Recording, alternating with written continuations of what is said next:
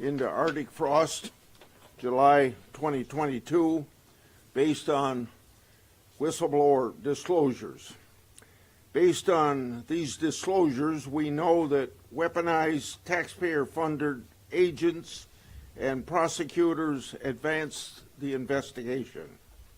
As Arctic frost advanced, 92 Republican organizations or individuals were targeted, not just Trump,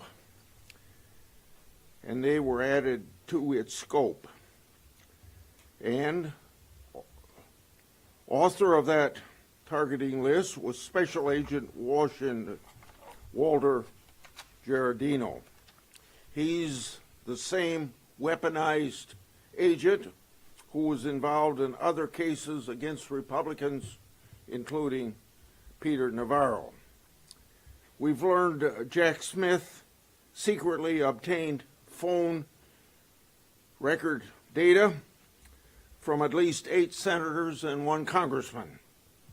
I've recently been informed by Verizon that at least 11 members with Verizon accounts were affected.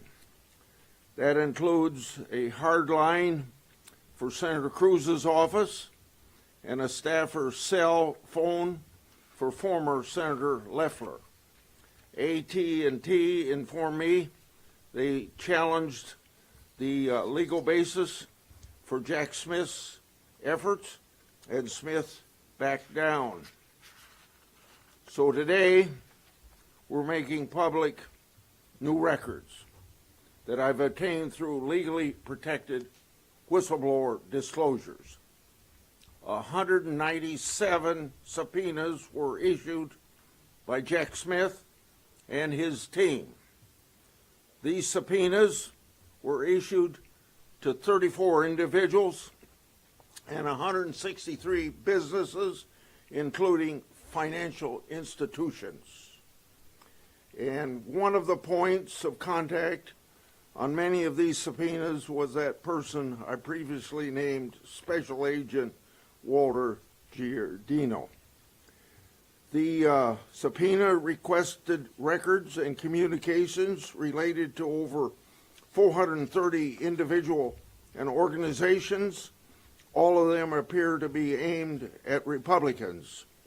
A subpoena to Event Strategies requested records relating to Turning Point USA and the Republican Attorney General's Association. One subpoena to Apple sought records relating to Trump and the January 6th prison choir. Earlier this year, I obtained emails between and among J.P. Cooney, one of Jack Smith's prosecutors. That email exchange was March 2023 about a partisan news article on January 6th, and this is what Cooney said in the email. Can we do some work to nail down Trump's role in this, perhaps with the same process on Ed Henry's LLC, end quote. Just the next month, April 2023, Jack Smith and his team subpoenaed Apple for records relating to the very issue. A subpoena to an individual sought records and communications with, quote, any member, employee, or agent of the legislative branch of government, end of quote. Another subpoena to an individual sought records relating to communications with media companies such as CBS, Fox News, Fox Business, Newsmax, Sinclair, and others. Other subpoenas to a bank, individual, and businesses sought records relating to White House advisors Stephen Miller, Dan Scavino, Jared Kushner, and Lara Trump. Some subpoenas to individuals and businesses sought statistical data and analysis relating to donors and fundraising efforts. Arctic frost was the vehicle by which FBI agents and DOJ prosecutors could improperly investigate the entire Republican political apparatus. Contrary to what Smith has said publicly, this was clearly a fishing expedition. If this had happened to Democrats, they'd be as rightly outraged as we are outraged. We're making these records public in the interest of transparency and so that the American people can draw their own conclusions. Senator Johnson. Thank you, Chairman Grassley. I want to thank the chairman. I want to thank his staff for their tenacity and their cooperation in all of our joint investigations. I think it's important to note that the records that we are now making public and for personal transparency were not obtained from the agency. They were obtained through a whistleblower. So my first point is we need more whistleblowers. We need people, men and women inside these agencies who have integrity, who want to see the integrity and credibility of the Department of Justice, of the FBI restored, come forward. Because right now I think Kash Patel, Pam Bondi are overwhelmed by all the messes they're trying to clean up. The agencies have been, lost a lot of personnel. People simply couldn't serve the Trump administration. It's hard to hire people because of all the lawfare. And there's still partisan actors burrowed in trying to sabotage their efforts. So we need whistleblowers. The reason they come forward to Chairman Grassley is because he's been such a champion of whistleblowers. So again, I thank him for that. What is revealed in those 1,700 pages of documents, in those 197 subpoenas, is nothing short of a Biden administration enemies list. I'm old enough to understand how toxic a term that was under Richard Nixon. This is far worse, orders of magnitude worse. People need to understand how politicized the Biden administration turned all these agencies. And again, the best way to describe President Biden's attitude were his exact quotes. How he thought basically half America were domestic terrorists. In September 2022, in front of Independence Hall, he said, Donald Trump and the MAGA Republicans represent an extremism that threatens the very foundation of our republic. A year later, in New York City, Donald Trump and his MAGA Republicans are determined to destroy American democracy. Now, nothing could be further from the truth. That is a level of paranoia that's actually astonishing. But the fact that 38 Wisconsinites are on that enemies list, I know most of those individuals. They are God-fearing, country-loving, law enforcement supporting people who want to see America succeed. The fact that they are on a Biden administration enemies list, were targeted by that administration, is outrageous. It should shock every American. And so I am calling on, and I appreciate all the members of the Judiciary Committee, we need to get to the bottom of this. We need to do everything we can to assist Director Patel and AG Bondi in making sure that they have the staff to take control of these agencies. They're the heads of them. I don't think they have the control. I think they're being sabotaged within. But the American people need to understand exactly what happened. And again, I'm calling on members of the Judiciary Committee to help Senator Grassley and myself get to the bottom of this so we can expose this, so this doesn't happen again in America. This has to end. With that, I'll turn it over to Senator Cornyn. I want to thank Senator Grassley and Senator Johnson for their perseverance in this investigation. This is the United States of America. It's not a banana republic. It's not a country that condones partisan lawfare against your political opponents.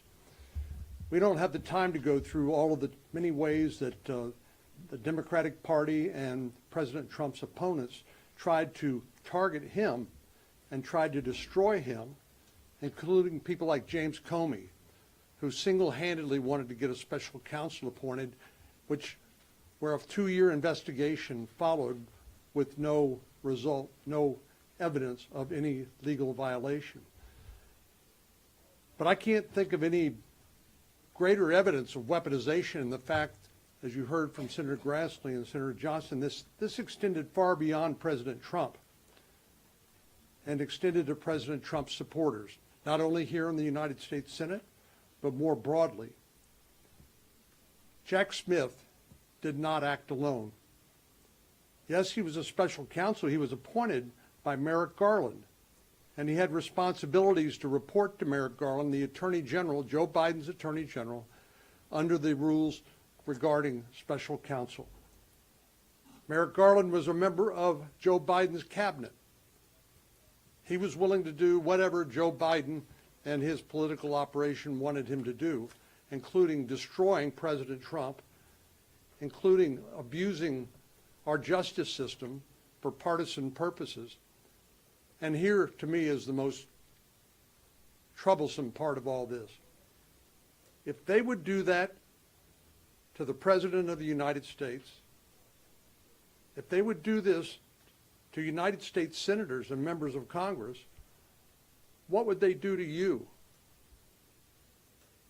People who don't enjoy the bully pulpit or the platform that elected representatives have. This ought to be a chilling message to each and every American who loves this great country and believes in our constitutional system and equal justice under the law. Thank goodness for Senator Grassley and Senator Johnson for their investigation, but we will get to the bottom of this. Senator Cruz. Arctic frost is Joe Biden's Watergate. Merrick Garland was a fundamentally corrupt attorney general. Jack Smith was a fundamentally corrupt prosecutor. This was a political enemies list from the beginning. 197 subpoenas for 430 Republican entities and individuals. That is an absolute and egregious abuse of power. The Biden Justice Department signed off on issuing subpoenas for the phone records of at least 9 U.S. senators.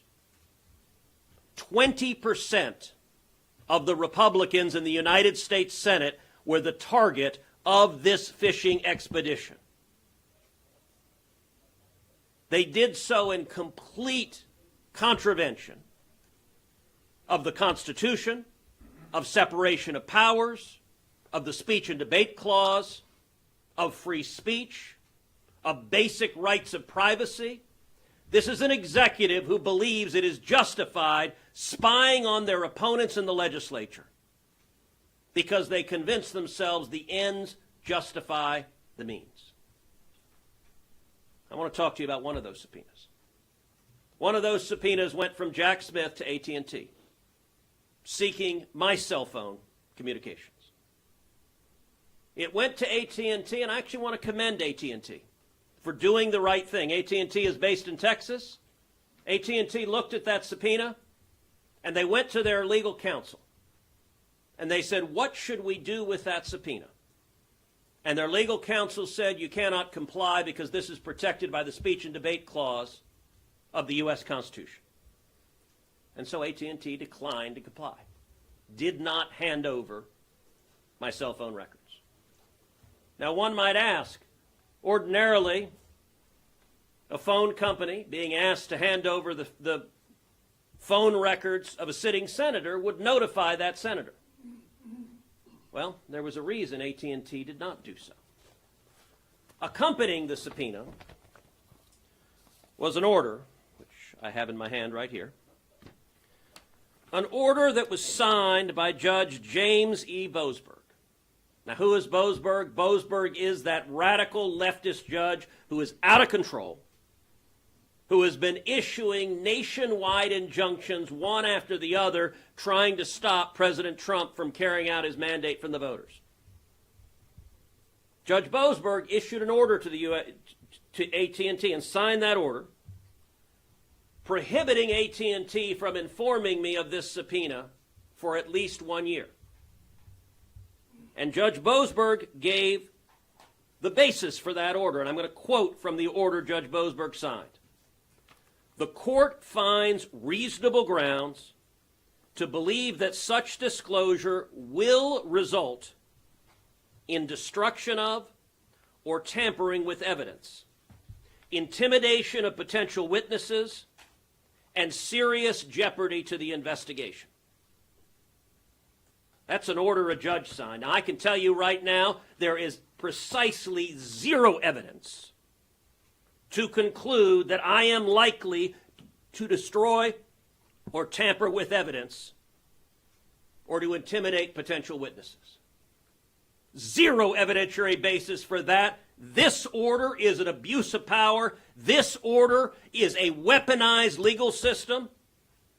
My assumption, we don't have the subpoenas that were issued for the other senators, but my assumption is Judge Boasberg printed these things out like the placemats at Denny's, one after the other. We don't know that for a fact, but I feel confident that he concluded it's likely that Lindsey Graham would destroy evidence, and Marsha Blackburn would destroy evidence, and Eric Schmidt would destroy evidence, and Chuck Grassley would destroy evidence. If a litigant makes a claim for which there is no factual basis, that litigant is subject to sanctions in federal court. And if a judge signs an order reaching a factual conclusion for which there is zero evidence whatsoever, that judge is abusing his power. I am right now calling on the House of Representatives to impeach Judge Boasberg. Judge Boasberg put his robe down, stood up and said, "Sign me up to be part of the partisan vendetta against 20% of the Republicans in the Senate." That is a dereliction of duty and a violation of the judicial oath.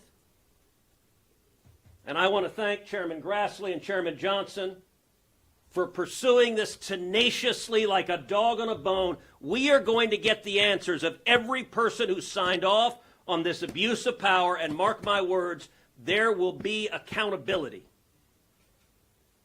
for these zealots who wanted to corrupt the Department of Justice and corrupt the judiciary in order to try to attack their enemies list.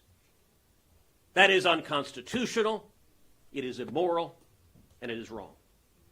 Senator Kennedy. Oh. I'm next.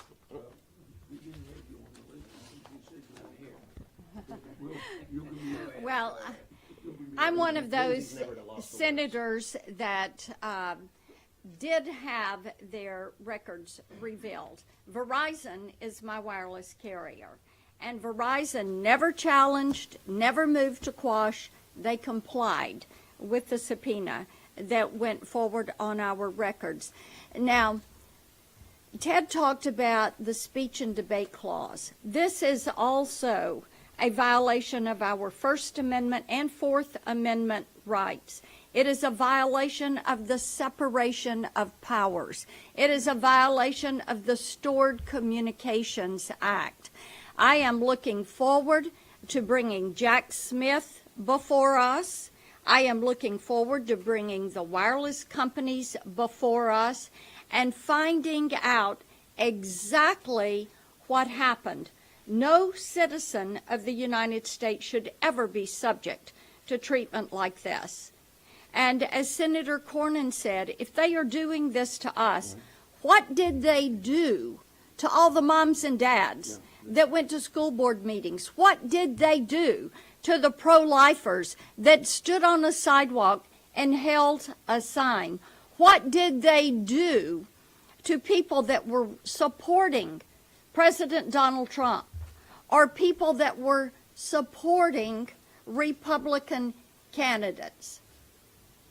Jack Smith moved forward after Christopher Wray wrote a memo on April 4th of 22.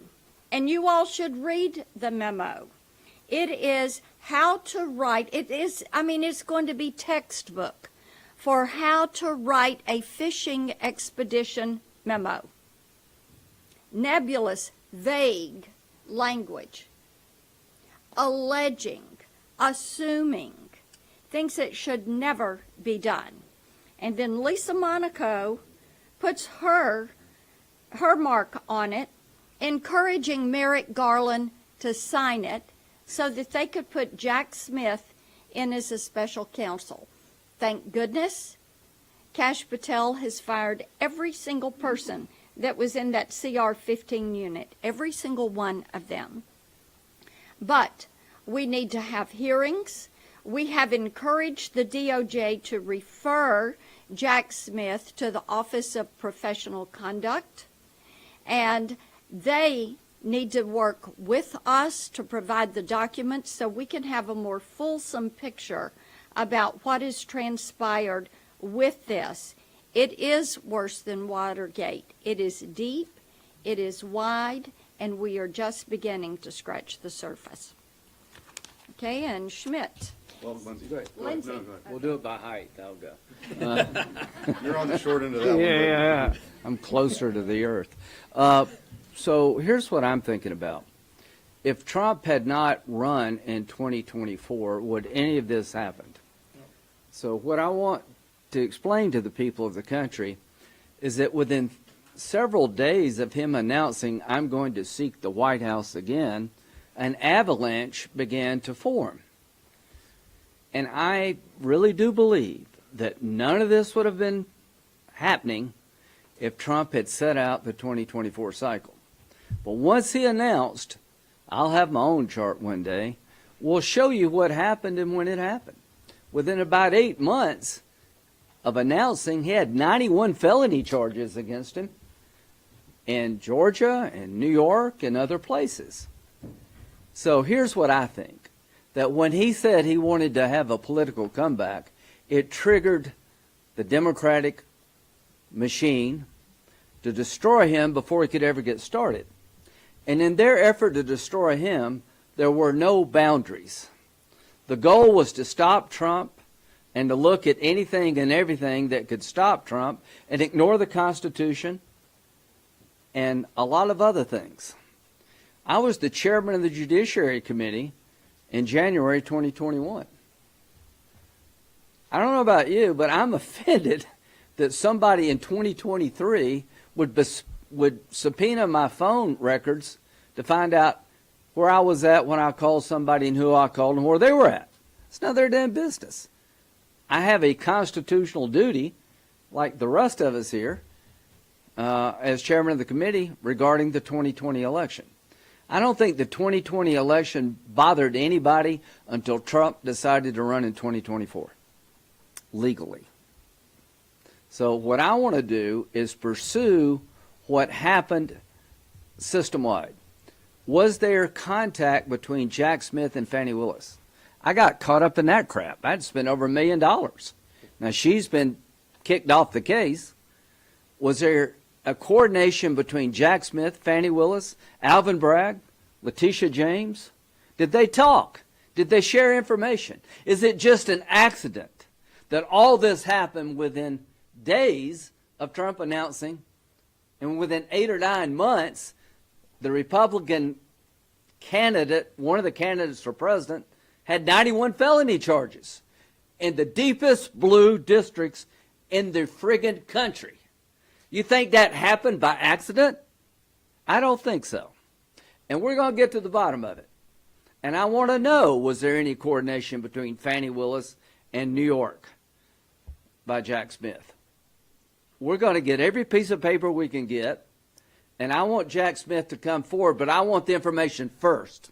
He's not coming and testify when we're in the dark to the Justice Department.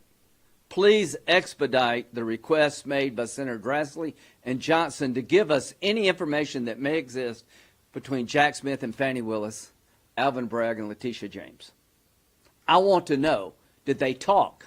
If they talked, what did they talk about, and when did they talk? As to me, I want to know why Verizon did the opposite of AT&T.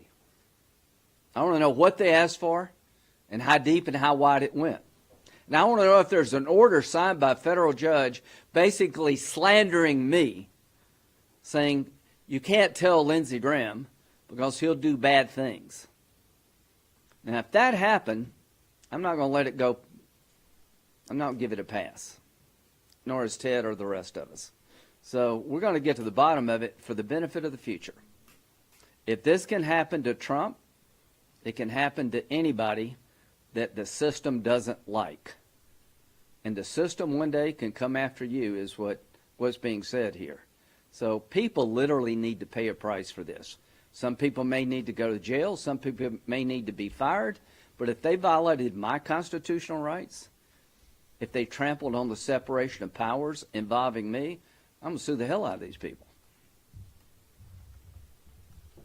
I think what happens sometimes in this town is that we have multiple news cycles in one day, and big events can sort of get lost in all the things that are happening in the news of the day.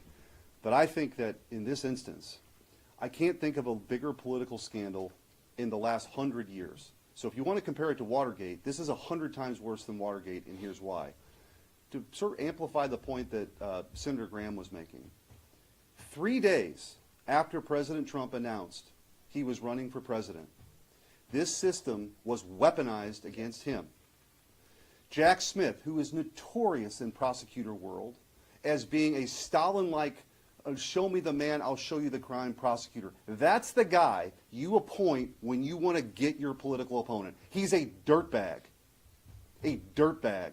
And I hope he comes before this committee. He's got a lot to answer to. He not only went after President Trump, he went after sitting senators. At the time, I was the chairman of the Republican Attorneys General Association. Ashley Moody was also on the executive board. He came after us. And also hundreds of other people who happened to be Republicans in the United States of America.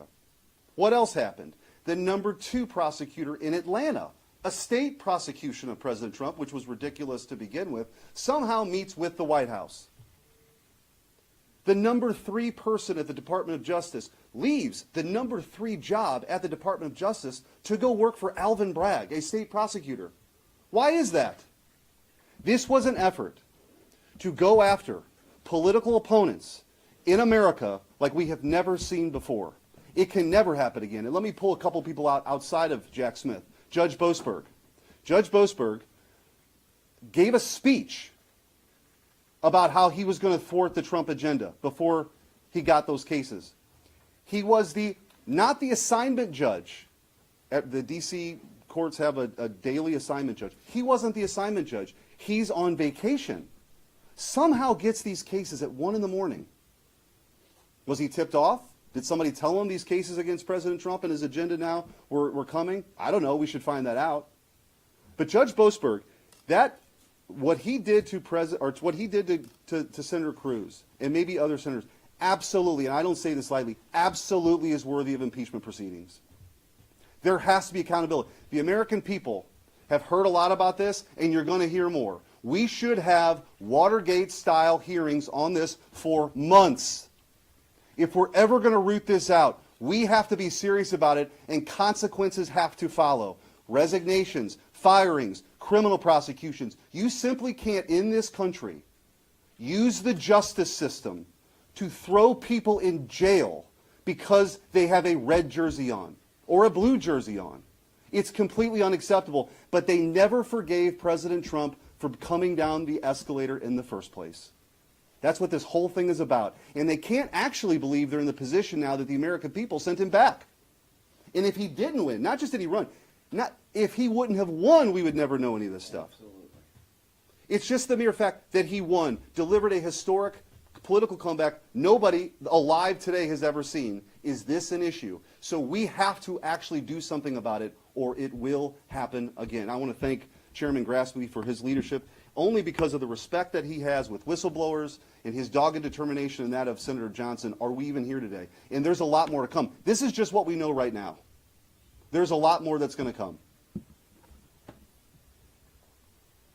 Well, we appreciate you hanging with us and paying attention as we went through all of this today.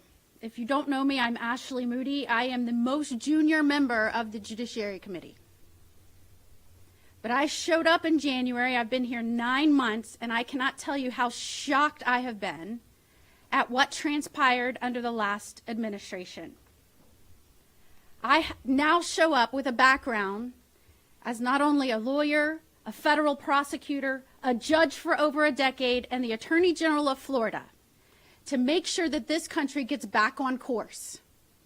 Because let me tell you about countries like Venezuela, whose own government went after their enemies, and that didn't just include those who were rightfully and duly elected by the people.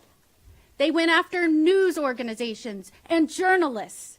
They went after allies and people who supported freedom and democracy. And most of the people from that country who fled reside now in the state of Florida. Meeting with former Supreme Court justices from Venezuela, I heard time and time again this story that we're telling you today. You heard Senator Cruz tell you that a judge said that he may destroy evidence. This is one of the preeminent lawyers in our country who argued in front of the Supreme Court, who has dedicated his life to service, who fights for the future of this country. And you had an administration go after him. If you are issuing subpoenas, you're saying they're related to a criminal investigation. And you had a judge say that he could destroy evidence. Think about that. They were trying to wipe out the leaders of a cause for a next generation. From elected leaders to news media, multiple outlets, journalists, even donors. If you're watching this right now, oh yes, there were even subpoenas issued on donors. Your information. If you believed in a cause and thought so highly of it, those things that we stood for, and you put your money where your mouth was, your information was sought. So when you hear them say, imagine that they're doing this to us, they could do this to you, they did do it to you.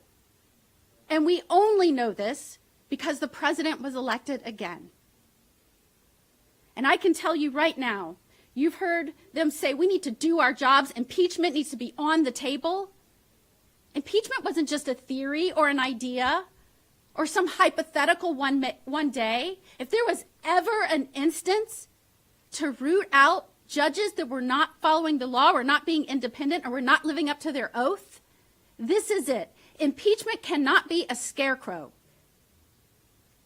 We must use that tool to make sure the public can trust in our judiciary again, can trust in our justice system again.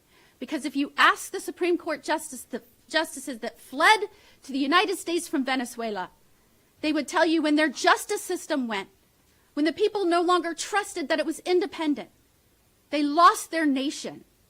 And I, for one, as the rookie of judiciary and the rookie of the United States Senate, are here to fight for this country. It will not fall under our watch. And you have our word. Hear, hear. Direct your questions to whichever senator you want to ask them to. Go ahead. Thank you so much. To anyone, I'm Allison Senator with Lindell TV, and Mike Lindell himself is actually mentioned in the judiciary document release involving Arctic frost.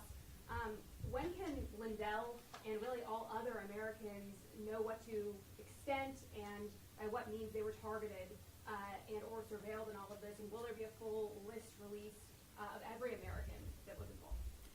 Well, I think my colleagues could speak to this as well, but I think that we're going to just prove what the government has tried to do. We get more documents to do it, and we don't know everybody that's probably been involved yet, but we've got evidence that too many people, and this process should have never gone ahead. Anybody else want to say anything? Okay, go ahead. Thank you, sir. I know we've had a lot of special counsels in recent years, and I know that you guys in the judiciary are planning on investigating this. Is this something that you think the Trump administration should appoint a special counsel to investigate? I'd love to handle that. Yeah. So having been involved in investigations now for about 10 years, the first thing I notice when there's a special counsel or a criminal investigation, we never get access to the information. And if crimes aren't charged, that all gets sealed, and the American public never knows what happened. So I've called on Kash Patel, Pam Bondi, do a rigorous internal investigation for the purpose of turning those documents over to Congress so that we can examine people, we can take testimony, we can hold hearings, so the American people know what happened. We bind this up in a legal process right away, we'll never know. So I am, at some point in time, criminal referrals, at some point in time, criminal investigations, prosecutions, or special counsels, but that should not be the first thing we should do. I would see this process, if a special counsel was appointed, whoever made that decision to appoint it, they'd want to shut down our investigation. Yes, over there. Senator Grassley, do you agree with your colleagues that Judge Boasberg should be impeached? And if so, what do you think that process would look like? I'm sorry, I've got hearing problems, so speak louder. Do you agree with your colleagues that Judge Boasberg should be impeached, as they just mentioned? And if so, how would that process play out? With the hearings, you mean? Well, first of all, we want to make sure that we have all the documents, all the information that we can possibly get, so we know when these people that come before us, they know what to say or not to say, and we got to make sure that we got the documents so when they lie to us, we can challenge them. Can I say something about that? Impeachment starts in the House. And I think what Ted's saying is based on this order, he hopes the House will look at whether or not this judge abused his authority. I am 1,000% supportive of that idea. I cannot believe that a federal judge would sign an order informing a senator for a year regarding a request coming from Jack Smith because they think Ted Cruz would tamper with witnesses, withhold, or destroy evidence. That's unbelievable. What made you think that? What evidence did you have? That really did shut down the systems as it's supposed to. You're supposed to tell us when we have our phone records asked for. That's actually a law somewhere. Well, the judge overrode that. Why? How could he possibly conclude that? What evidence did he have? If there's no evidence, then I think he chilled the ability of Senator Cruz to be able to react in real time and violated the way this whole system's set up. They're supposed to call us. We had a judge's order saying, don't tell Ted for a whole year because Ted may destroy evidence and tamper with witnesses. That is BS. I hope somebody will look at that. And just one tweak. The judge didn't say I may destroy evidence. The judge signed an order that says the court finds reasonable grounds to believe that such disclosure will result in destruction of or tampering with evidence, intimidation of potential witnesses, and serious jeopardy to the investigation. And that is utterly without basis in fact. There was no evidence to support that. If the prosecutor made that representation, the prosecutor perjured himself. Amen. And I'd bet $20 this judge cranked out an order like that for every single senator down up here. We just happen to have mine, but it's boilerplate. If you're a Republican, you're on the enemy's list, I find that you will destroy evidence. And so we're going to let the executive surveil you without Congress ever knowing about it. Let me apologize to you for not hearing your question right. Sir. Can we talk about a little bit about what these subpoenas were looking at, what they were trying to pull back? Are we talking about fundraising around January 6th? We just didn't really get a clear understanding of what those subpoenas were, what they were trying to look at in these Republican organizations. Well, an awful lot of it was about the elector case, which you have to understand. I mean, in Wisconsin, we had an alternate slate of electors. We had probably the most experienced and knowledgeable election attorney Judge Troupas, handled the president's case. He thought it in the best interest of his client that he would appoint an alternate slate of electors. So that if he prevailed, he wouldn't end up like Al Gore before the Supreme Court. Well, even if you win, you don't have an alternate slate of electors. They tried to criminalize that. Even though our Attorney General's office said that there's nothing improper about that alternate slate of electors, the news calls those fake electors. The Attorney General now of Wisconsin is trying to put Judge Troupas away for life. He's trying to he's criminalizing. He's indicting him on felonies. So a lot of it was about the whole alternate elector part. But by and large, it was just a weaponization. It was. I mean, the timeline, I meant to do that. I want to keep my remarks short, but let's just go through the timeline is important. In April of 2022, Garland approves that elector case. Okay, that's April 22. August of 22, they raid Mar-a-Lago. September 19th was the first subpoenas issued in this whole investigation. As other senators pointed out, November 15th, Trump announced his candidacy. 3 days later, Jack Smith was appointed. June 2023, Jack Smith indicts Trump. August, he indicts him again. In August 6th, there's a briefing on Jack Smith's Arctic Frost case revealing log call collection from 9 members of Congress. That happened, after all this occurred. What are they doing collecting records after that point? And the final point of this, in November of 2023, Lisa Monaco changes the procedures on collecting telephone information or information on members of Congress. Like somebody at some point in time realized we better cover our backside. So again, this was an enemies list. This was a political witch hunt, and it's all politicized. It's all about trying to keep President Trump on office. Let me add a little bit in answer to your question. So President Trump announced his candidacy in November of 2022. This subpoena was signed on May 25th of 2023. So it was about 6 months after he announces his candidacy. I assume the others were contemporaneous, although we don't have that information. You asked what did it cover. Here's what the attachment to the subpoena says. Provide the following records from January 4th, 2021 through January 7th, 2021. Subscriber information. Names, including subscriber names, user names, and screen names. Addresses, including mailing addresses, residential addresses, business addresses, and email addresses. All call detail records, including but not limited to detail records for inbound and outbound calls, text messages, direct connect, and voicemail messages. So every text that a sitting senator received, every text that a sitting senator sent, every voicemail that you had, all of the data the phone company had. Length of service, including start date, types of service, and it goes through means of source of payment for such service. It goes through record of sessions times and durations, and temporarily assigned network addresses such as internet protocol addresses associated with those sessions. So they're looking for, among other things, geolocation of where you were. This is flat out surveillance. And by the way, the Supreme Court has concluded that law enforcement can't get geolocation from a cell phone without particularized evidence of a crime. They didn't have that. This was a fishing expedition to say, give me everything you got on 20% of the Republicans in the Senate. Like 30 months after the 2020 election. Just real quick, Jack Smith recently said he wanted to testify in a public setting. I know that he sort of gave a list of preconditions. First, do you have an update on whether or not he'll testify? And any of those preconditions kind of stand out to you? Are you having a problem with any of them? You're saying Jack Smith wants to testify. In a public setting? Yeah, again, we need the documents first so we can determine whether he's telling us the truth or not.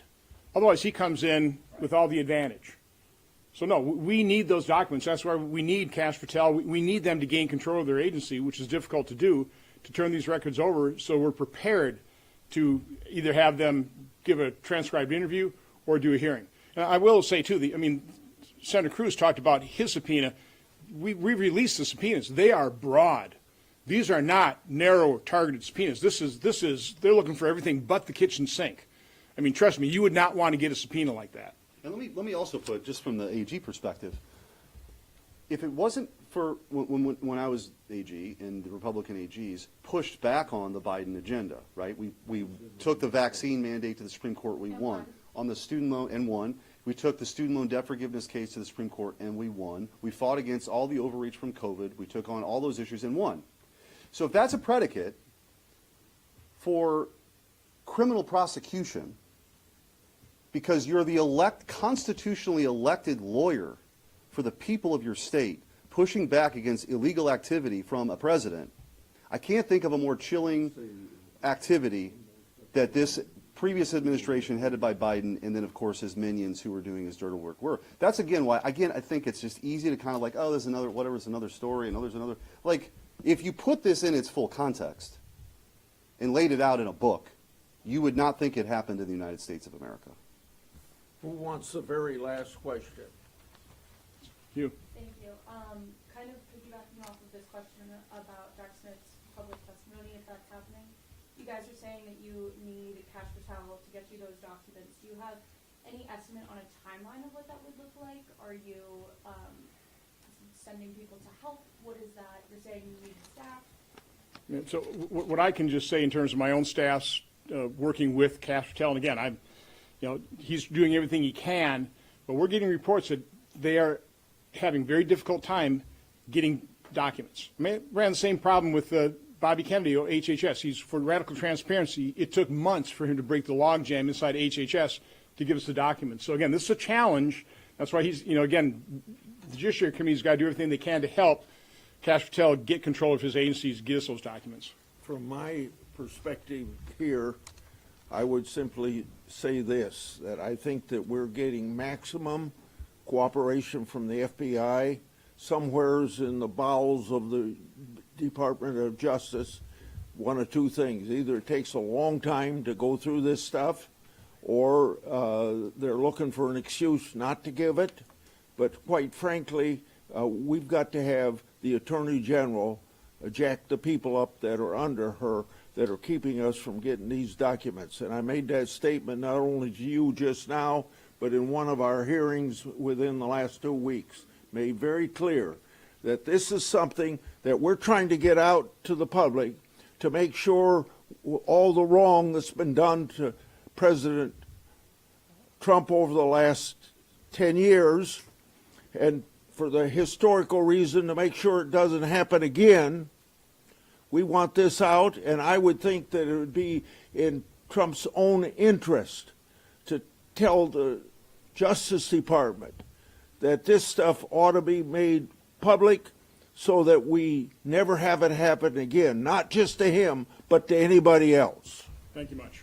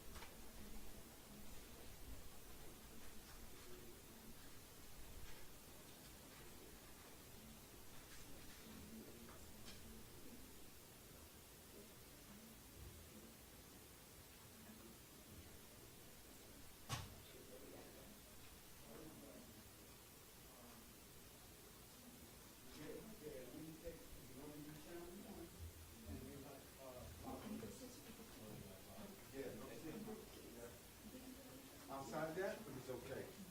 Oh, no, when you call Atlanta's satellite, they're the ones that do with your color, they'll do the color for you, and also your audio level. So you gotta make sure it's on your count, and have them talking real, not Not the 1, 2, 3, 4, 4, 5, right. the regular speaking voice. Doesn't even speak on air.